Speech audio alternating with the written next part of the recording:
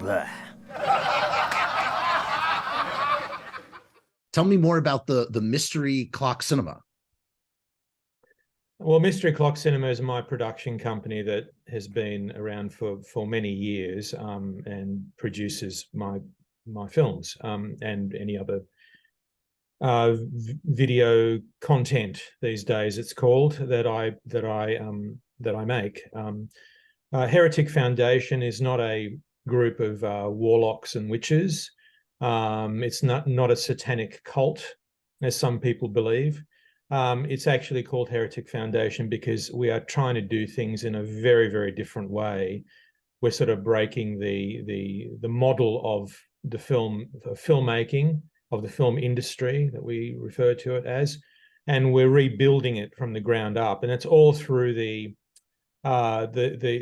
basic underlying structure of virtual production, which I don't know how much you know about that method of that methodology, but it's a way to create entire environments virtually in a computer, and then marry your live action, or sometimes not even your live action, to a environment that is a virtual environment.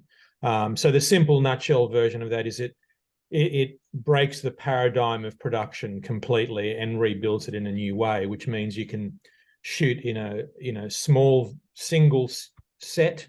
You can you've got a smaller crew.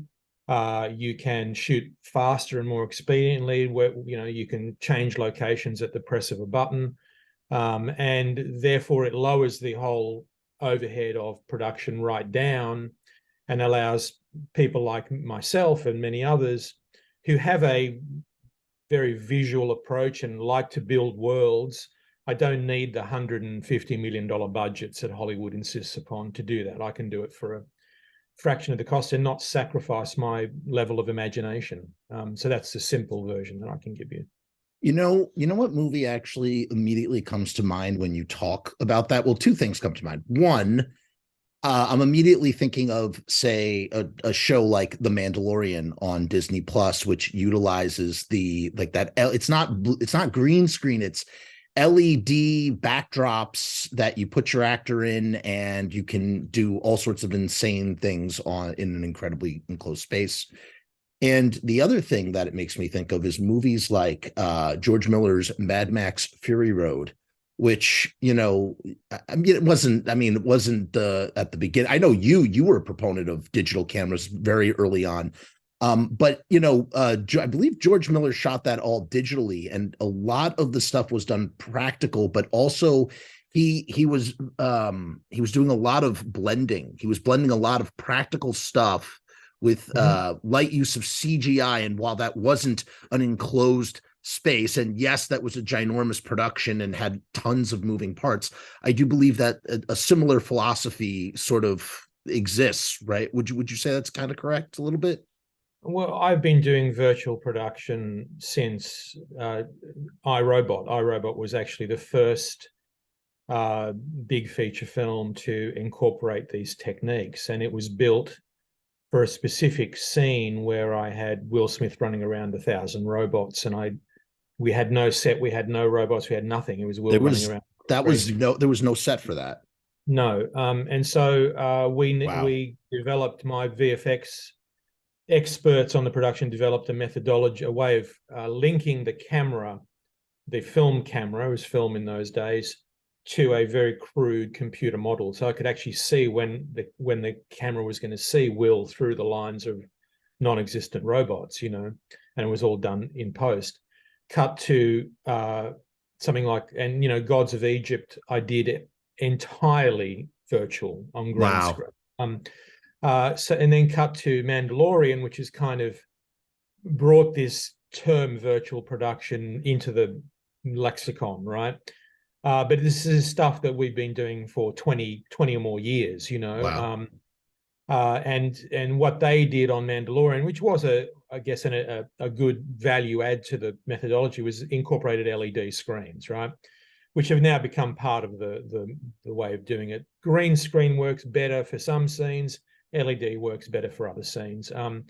But Mandalorian, of course, and iRobot and Gods of Egypt was the, you know, the big budget version of all this stuff. And so Heretic is about empowering indie level filmmakers, because the paradigm that's been shifting in the last few years is, and I think Gods of Egypt was partly responsible for killing this in Hollywood, is the big budget original fantasy or science fiction film. You know, those films are no longer made because sadly, you know, the last few that were made didn't do as well at the box office as the It's a financial tragedy.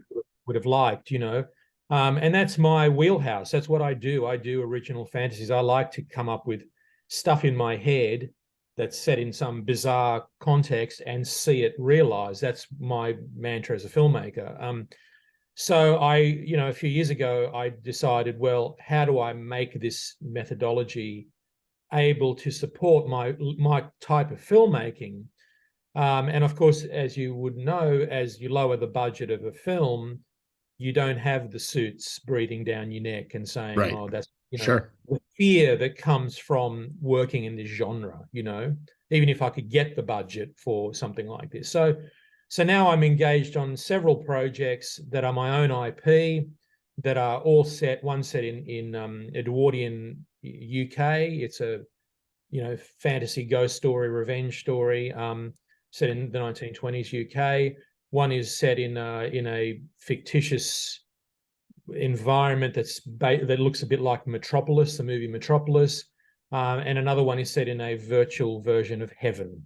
And I couldn't do any of these projects without this technology that I've developed, or at least streamlined into being useful to that lower end of indie filmmaking, you know.